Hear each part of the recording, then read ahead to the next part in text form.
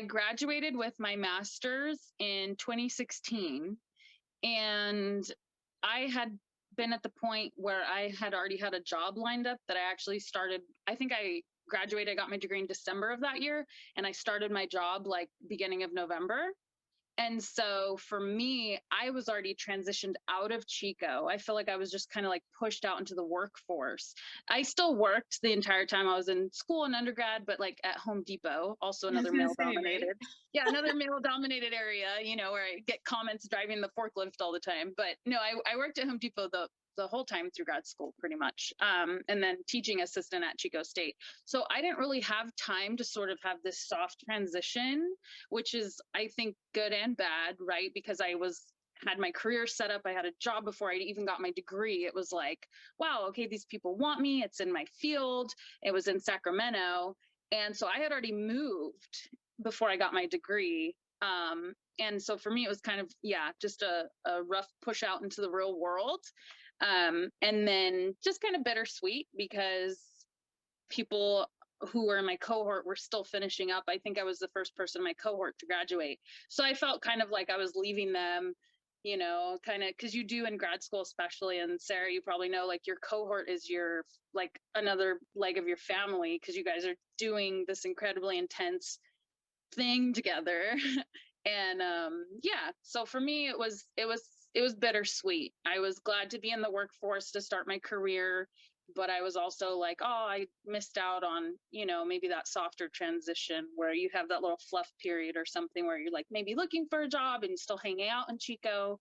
And to this day, Chico is still one of my favorite places because I think I've moved every year since I've been out of grad school, just for jobs and stuff until I got situated where I wanted to be.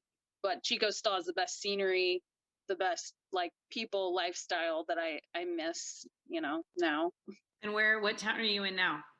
So I actually moved back to my hometown because when COVID hit, I was working in Oakland. I work for Caltrans as an archaeologist there. And we started working from home. And so I was spending so much money in the Bay. And I moved back to Madera, where I'm from, with my mom. So it like worked out okay. And I'm glad to be home, Yeah. saving money. And, I go to the Bay when I need to for work. But, the Bay's expensive. So also Yeah. happy here. Love your mama. That's awesome. Yeah. Okay, Danielle, how about you? What was it like for you? What year did you graduate? What was your transition like in like a couple of years?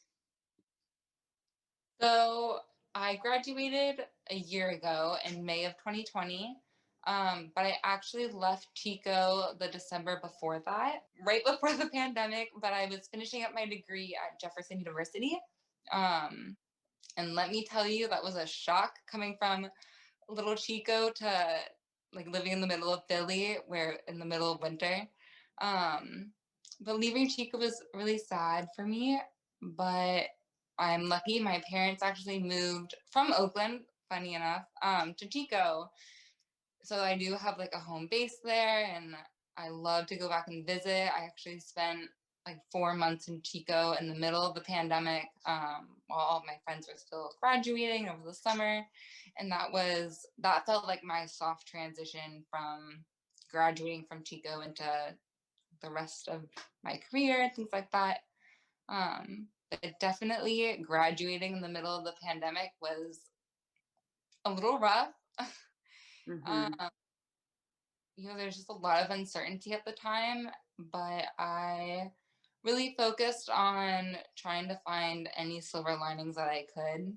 And for me and in my field, I was really lucky that within STEM and within biology in particularly, that blew up and with the pandemic, and there was so many jobs coming out for my field, so I was really lucky in that sense. But Mm-hmm. Chico has such a piece of my heart. I really miss it. Where I would like to see myself.